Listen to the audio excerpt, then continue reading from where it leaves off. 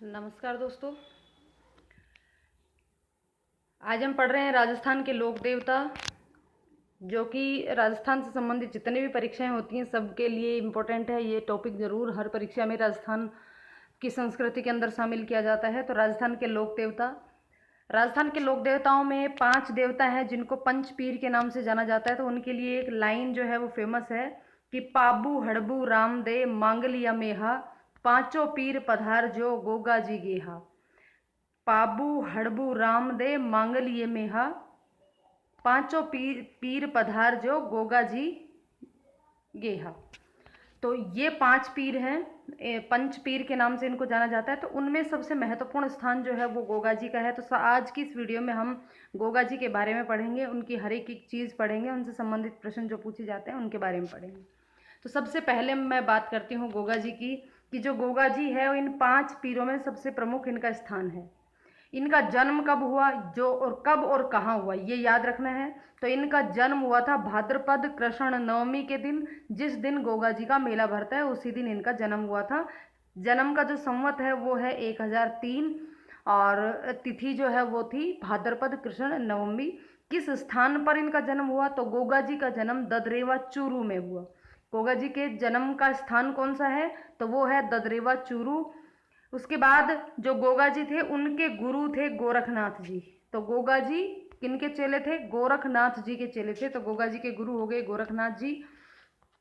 उसके बाद इनके पिताजी माताजी का नाम अगर देखते हैं तो उनके पिताजी का नाम जेवर जी चौहान था और माता का नाम बाछल दे था। पिता का नाम जेवर जी चौहान और माता का नाम था बाछल दे। उसके बाद इनकी पत्नी की बात करें तो इनकी पत्नी का नाम था केलम दे या मेनल दे। ये जो थी ये कोल्लूमंड, जो कि फलोदी जोधपुर में है, वहां के राजा की राजकुमारी थी। इनकी पत्नी केलम दे या मेनल दे। जो पाबू जी हैं उनके बड़े भाई हैं बूडो जी और उनकी पुत्री है ये केलम दे, यानी कि पाबू जी की एक तरीके से भतीजी हो गई ये। और रूपनाथ जी जो है वो बूडो जी के पुत्र हैं। ठीक है, इनके मतलब मेनल दे या केलम दे के भाई हैं। केलम दे की मृत्यु सांप के काटने से हुई, जिससे क्रोधित होकर गोगा जी ने अग्नि अनुष्ठान किया। यानी कि गोगा जी की जो पत्नी थी केलम दे, उन सांप के काटने से उनकी मृत्यु हुई। तो इस बात से क्रोधित होकर के गोगा जी ने अग्नि अनुष्ठान किया और उस अग्नि अनुष्ठान में बहुत सारे सांप जो थे वो जल करके भस्म हो गए।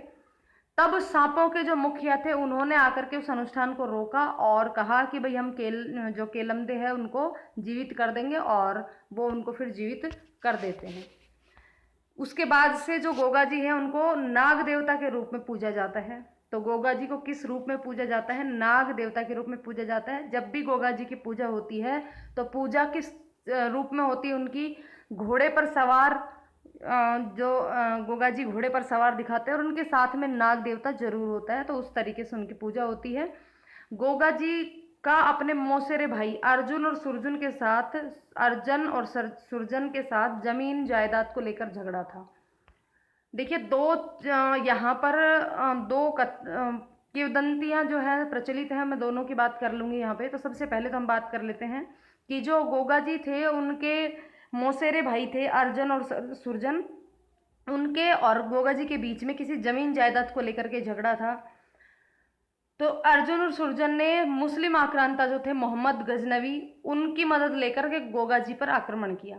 यानी कि मोहम्मद गजनवी की सहायता से अर्जन और सुरजन ने गोगा जी पर आक्रमण किया। और कहा जाता है कि गोगा जी उस युद्ध में वीरतापूर्वक लड़ते हुए शहीद हो गए। और जब गोगा जी उस युद्ध में लड़ रहे थे तो लड़ते लड़ते उनका सिर कट गया था और वो बिना सिर के ही युद्ध करते हुए जो है प्राण उन्होंने त्यागे थे। तो जब वो बिना सिर के युद्ध कर रहे थे तो महमूद गजनवी ने गोगा जी को जाहिर पीर का नाम दिया, यानी कि प्रत्यक्ष पीर के नाम से उनको नाम दिया। और इसीलिए मुस्लिम संप्रदाय के जो लोग हैं वो इनको पीर के रूप में मानते हैं। तो जब ये युद्ध करते हुए जब इनका सिर कटा था तो वो सिर ददरेवा चूरू में ही गिरा था, यानी कि उनके जन्म स्थल पर गिरा था। इसलिए इस ददरेवा चूरू को शीर्ष मेडी के नाम से जाना जाता है। शीर्ष शीश गिरा गिरा था इनका। चूरू में इसलिए शीर्ष मेढ़ी के नाम से इसको जाना जाता है। और उनका जो धड़ था वो नौहर हनुमानगढ़ में गिरा था, इसलिए इसको धड़ मेढ़ी या धुर मेढ़ी या फिर गोगा मेढ़ी के नाम से जाना जाता है। और गोगा जी का जो प्रसिद्ध मेला है वो गोगा मेढ़ी हनुमानगढ़ में ही भरता है, जो कि उनके जन्म तिथि के दिन भरता है, भाद्रपद कृष्ण नवमी के दिन। बिना सिर के ही गोगा जी को युद्ध करते हुए देखकर महमूद गजनवी ने गोगा जी को जाहर पीर यानी कि प्रत्यक्ष पीर कहा था। उत्तर प्रदेश में गोगा जी को जहर उतारने के कारण जहर पीर या जाहर पीर भी कहते हैं। एक और किंवदंती इसके अंदर शामिल है। एक किंवदंती क्या, तो हमने ये बताई कि गोगा जी की मृत्यु किस प्रकार से हुई थी कि वो अपने भाइयों के साथ, उनका मौसेरे भाइयों के साथ जमीन जायदाद का विवाद था, तो उनके भाइयों ने मुस्लिम राजा की सहायता से, महमूद गजनवी की सहायता से गोगा जी पर आक्रमण किया, और उस आक्रमण के दौरान युद्ध करते हुए गोगा जी की जो मृत्यु हुई थी। लेकिन एक घटना इस तरीके की भी बताई जाती है कि गोगा जी ने ये सब घटना अपनी माता को बताई। कौन सी घटना, कि उनके और उनके भाइयों के बीच में जो है झगड़ा हुआ था, तो इससे उनकी माता नाराज हो गई और उन्हें कभी मुंह ना दिखाने के लिए कहा। उनकी माता ने नाराज होकर के गोगा जी से कहा कि मुझे कभी मुंह ना दिखाना। इसके पश्चात गोगा जी ने जीवित समाधि ले ली थी। एक किंवदंती ये भी प्रचलित है, और एक कि वो युद्ध करते हुए मारे गए थे। युद्ध करते हुए उनकी गर्दन उधर ददरेवा में, चूरू में गिरी, और धड़ जो है वो गोगा मेढ़ी हनुमानगढ़ में गिरा। तो जो जहाँ सिर गिरा था उसको शीर्ष मेढ़ी, और जहाँ धड़ गिरा था उसको धुर मेढ़ी या फिर गोगा मेढ़ी के नाम से जाना जाता है। गोगा मेढ़ी जो है उसका निर्माण फिरोज शाह तुगलक ने करवाया था। गोगा मेढ़ी में जो मंदिर है उसका निर्माण किसने करवाया था? फिरोज शाह तुगलक ने करवाया था। गोगा मेढ़ी का जो प्रमुख द्वार है उस द्वार पर बिस्मिल्लाह लिखा हुआ है। क्या लिखा हुआ है? प्रमुख द्वार पर बिस्मिल्लाह लिखा हुआ है, और उसकी आकृति जो है प्रमुख द्वार की वो मकबरे नुमा है। उसके बाद गोगा मेढ़ी का जो वर्तमान स्वरूप है वो बीकानेर के महाराजा गंगा सिंह की देन है। यानी कि शुरुआत में तो फिरोज खां तुगलक ने उसका निर्माण करवाया था, लेकिन अभी जो वर्तमान में जो गोगा मेढ़ी है वो बीकानेर के महाराजा गंगा सिंह द्वारा बनाई हुई है। प्रत्येक वर्ष गोगा नवमी कब आती है? कृष्ण जन्माष्टमी के जस्ट अगले दिन, यानी कि भाद्रपद कृष्ण नवमी के दिन गोगा नवमी आती है। और उस दिन गोगा जी की याद में हनुमानगढ़ गोगा मेढ़ी में एक बहुत ही विशाल लक्खी मेले का आयोजन किया जाता है। गोगा जी के जो श्रद्धालु हैं वो आराधना करते समय जिस नृत्य को करते हैं वो सांकल नृत्य होता है। यानी ये पूछा जा सकता है कि गोगा जी की आराधना में श्रद्धालु कौन सा नृत्य करते हैं, तो गोगा जी की आराधना में श्रद्धालु सांकल नृत्य करते हैं। साथ ही साथ गोगा जी की जो फड़ होती है उस फड़ का जो वाचन किया जाता है, तो वो कौन से वाद्य यंत्र, ये इस तरीके के प्रश्न काफी पूछे जाते हैं इस समय। तो गोगा जी की फड़ का वाचन करते समय किस वाद्य यंत्र का उपयोग किया जाता है, तो वो वाद्य यंत्र है डैरू एवं मादल। गोगा जी की फड़ का जो वाचन करते हैं तो वो कौन से वाद्य यंत्र का यूज करते हैं? डैरू व मादल का। किस प्रकार के प्रतीक की पूजा की जाती है? गोगा जी का जो पूजा की जाती है वो कौन से प्रतीक की पूजा की जाती है? तो मैंने अभी थोड़ी देर पहले बताया था कि घोड़े पर सवार होते हैं, यानी कि अश्वारोही भाला लिए योद्धा के रूप में, एक योद्धा के रूप में जो भाला लेकर के घोड़े पर बैठा हुआ है उसके रूप में उसकी पूजा की जाती है। और साथ ही साथ सर्प के प्रतीक के रूप में भी उनकी पूजा की जाती है, यानी कि साथ में सर्प भी बना हुआ होता है, सांप भी बना हुआ होता है। गोगा जी के जो गीत होते हैं उन गीतों को पीर के सोले कहते हैं। पीर के सोले। गोगा जी का एक हिंदू और एक मुस्लिम पुजारी है, यानी कि गोगा जी जो है वो हिंदू देवता भी हैं और मुस्लिम इनको पीर भी मानते हैं। तो इनका जो पुजारी होते हैं वो एक हिंदू होता है और एक मुस्लिम होता है। प्रतीक चिन्ह की बात करें तो गोगा जी का प्रतीक चिन्ह जो है वो सर्प है। इनका जो निवास स्थान है वो खेजड़ी वृक्ष के नीचे होता है। तो ये पूछा जाता है प्रश्न कि कौन से लोक देवता का निवास खेजड़ी वृक्ष के नीचे है, तो वो है गोगा जी। गोगा जी की ध्वजा कहे तो ध्वजा सबसे बड़ी ध्वजा मानी जाती है। मुझे अच्छी तरह से याद है, अभी तो शायद ऐसा नहीं होता है, पता नहीं होता होगा तो, पर शायद नहीं होता है। लेकिन जब पहले मैं छोटी थी तो उस समय हमारे गांव में भाद्रपद के महीने में गोगा जी की ध्वजा आती थी हमेशा। तो एक काफ़ी लंबी बांस की लकड़ी के ऊपर ऐसा कुछ बांध करके ध्वजा लेकर के आते थे और गांव में उसको घुमाते थे। तो उसको गोगा पीर की छड़ी के नाम से जाना जाता था। तो हम बोलते थे कि गोगा पीर की छड़ी आ रही है। तो गोगा पीर यानी कि गोगा जी की जो ध्वजा है वो सबसे बड़ी मानी जाती है। उसके बाद गोगा जी की ओल्डी। गोगा जी का जो पूजा स्थल होता है जो कि सांचौर और जालोर में है, वो गोगा जी की ओल्डी के नाम से प्रसिद्ध है। गोगा जी का पूजा स्थल है एक सांचौर और जालोर में। दो तो बता दिए, एक तो ददरेवा चूरू में शीर्ष मेडी, और एक धुरमेडी या धुरमेरी या धुरमेडी या गोगा मेडी, ये हनुमानगढ़ में है। और तीसरा गोगा जी का जो प्रसिद्ध पूजा स्थल है वो सांचौर जालोर में है, जिसको गोगा जी की ओल्डी कहते हैं। गोगा जी से संबंधित वाद्य यंत्र बताई दिया डेरू, जिसका उपयोग उनके फड़ वाचन में डेरू और मादल का उपयोग किया जाता है। राजस्थान में मानसून की पहली वर्षा होने के बाद जब किसान हल जोतते हैं तब 9 गांठों वाली गोगा रखड़ी हल और हाली दोनों को बांधने की परंपरा है।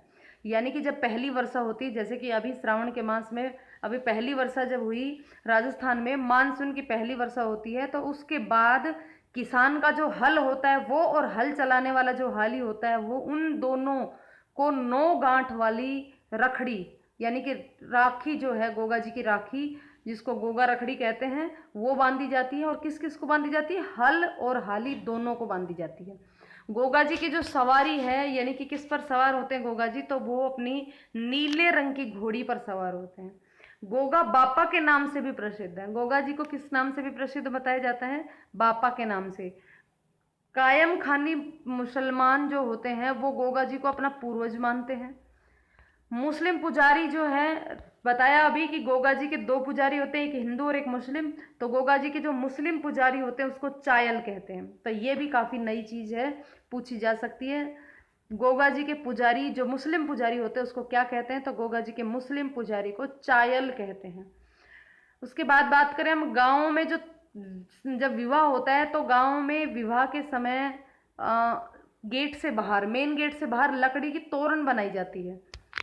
तो विवाह के बाद 1 महीने भर के बाद तोरण को उतार करके गोगा जी के थान पर रखा जाता है, ऐसी परंपरा है। यानी कि जो तोरण होती है, जो लकड़ी की तोरण जो गेट के मेन गेट के बाहर टांगी हुई होती है, वो शादी के 1 महीने के बाद, लगभग 1 महीने के बाद उसको उतार करके गोगा जी के स्थान पर रखने की परंपरा है। अब गोगा जी से संबंधित कुछ प्रश्न देख लेते हैं।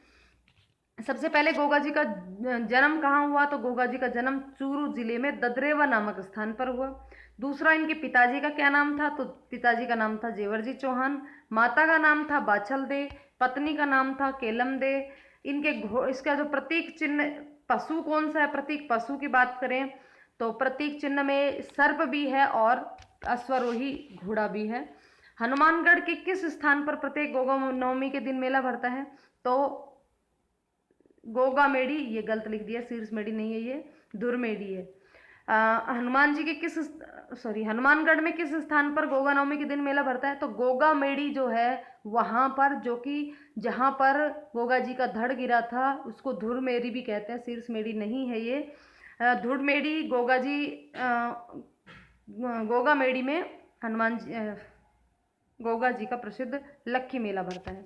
जहार पीर सांपों के देवता नागराज का अवतार किस लोक देवता के उपनाम है? तो गोगा जी के उपनाम है। गोगा नवमी कब आती है? तो गोगा नवमी आती है भाद्रपद कृष्ण नवमी के दिन। किसान हल जोतने से पहले मानसून की पहली वर्षा के समय गोगा जी के नाम की 9 गांठों वाली धागा हल पर बांधते, जिसे क्या कहते हैं? तो उसे गोगा राखड़ी कहते हैं। हल पर और हाली दोनों के बांधा जाता है वो। गोगा जी का स्थान किस वृक्ष के नीचे है? तो खेजड़ी के नीचे है। किस लोक देवता का मंदिर मकबरे नुमा है तथा उसके दरवाजे पर बिस्मिल्लाह अंकित है? तो गोगा जी का जो मंदिर है उसका जो मुख्य द्वार है वो मकबरे नुमा बना हुआ है और उसके ऊपर क्या लिखा हुआ है? बिस्मिल्लाह लिखा हुआ है। यानी कि इसका आंसर हो जाएगा गोगा जी। किस लोक देवता का युद्ध महमूद गजनवी के साथ हुआ था? किस लोक देवता का युद्ध महमूद गजनवी के साथ हुआ था? तो गोगा जी का युद्ध हुआ था महमूद गजनवी के साथ। और किसने करवाया था वो? किन्होंने महमूद गजनवी की शरण ली थी, उनकी सहायता ली थी? तो वो गोगा जी के मौसेरे भाई थे, अर्जन और सुरजन। गोगा जी का विवाह किसके साथ हुआ? तो गोगा जी का विवाह कोलुमंड की राजकुमारी केलम दे के साथ हुआ। किस लोक देवता की मूर्ति सर्प के रूप में पूजी जाती है? किस लोक देवता की मूर्ति सर्प के रूप में पूजी जाती है? तो वो है गोगा जी। अश्वरोही योद्धा जो कि भाला लिए हुए हैं और साथ में सर्प उनके बना हुआ होता है। गोगा जी की समाधि कहाँ स्थित है? तो गोगा जी की जो समाधि है वो गोगा मेडी हनुमानगढ़ में है। नेक्स्ट प्रश्न है, मुसलमान गोगा जी को किस उपनाम से पुकारते हैं? तो या तो गोगा पीर या जाहर पीर के नाम से जानते हैं। गोगा जी की ओल्डी, गोगा जी की ओल्डी है ये। गोगा जी की ओल्डी कहाँ पर स्थित है? ये गोगा जी का तीसरा मंदिर है जो कि सांचौर जालोर में स्थित है। अपने मौसेरे भाई अर्जन और सुरजन से गायों को छुड़ाते हुए वीरगति को प्राप्त कौन हुए थे? तो ये हुए थे गोगा जी। गोगा जी की धड़मेड़ी कहाँ स्थित है? यहाँ भी गलत लिखा हुआ है, ये शीर्ष मेड़ी आएगा यहाँ पे। गोगा जी की धड़मेड़ी कहाँ स्थित है? तो धड़मेड़ी तो है गोगा मेड़ी में, और शीर्ष मेड़ी जो है वो है ददरेवा चूरू में। ध्यान रखना, गोगा जी की शीर्ष मेड़ी तो है ददरेवा चूरू में, और धड़ मेड़ी है गोगा जी की गोगा नवमी के दिन जहाँ मेला भरता है गोगा मेड़ी में। गोगा जी किस, यानी कि हनुमानगढ़ में, किस वंश से संबंधित है? तो गोगा जी जो है वो राठौड़ वंश से संबंधित हैं। गोगा जी से संबंधित किलोरियों की ढाणी कहाँ स्थित है? गोगा जी से संबंधित किलोरियों की ढाणी ये सांचौर जालोर में स्थित है। गोगा जी के जो गुरु थे उनका क्या नाम था? तो गोगा जी के गुरु थे गोरखनाथ जी। नाग देवता के रूप में कौन प्रसिद्ध हैं? तो नाग देवता के रूप में देखो गोगा जी भी प्रसिद्ध हैं और तेजा जी भी प्रसिद्ध हैं। लेकिन यदि ऑप्शन में दोनों ही आते हैं, तो जैसे ऑप्शन में या तो दोनों एक साथ आए तब तो तेजा जी और गोगा जी दोनों ही आंसर हो जाएगा। लेकिन यदि अलग अलग ऑप्शन आता है, option A Teja ji, B Goga ji, तो फिर आंसर गोगा जी हो जाएगा। उसके बाद किस लोक देवता ने गायों की रक्षा के लिए महमूद गजनवी से संघर्ष करते हुए बलिदान दिया? तो ये है गोगा जी। उसके बाद एक प्रश्न पहले हमने देख लिया था, उसका जवाब आपको कमेंट करके देना है कि जो गोगा जी के मुस्लिम पुजारी होते हैं उनको किस नाम से जाना जाता है। अभी थोड़ी देर पहले हमने पढ़ा था ये कि गोगा जी के मुस्लिम पुजारी को किस नाम से जाना जाता है। इसका जवाब आपको कमेंट करके देना है। तो आज की वीडियो यहीं ख़त्म करते हैं, तो मिलते हैं एक नेक्स्ट वीडियो में, तब तक के लिए बाय बाय।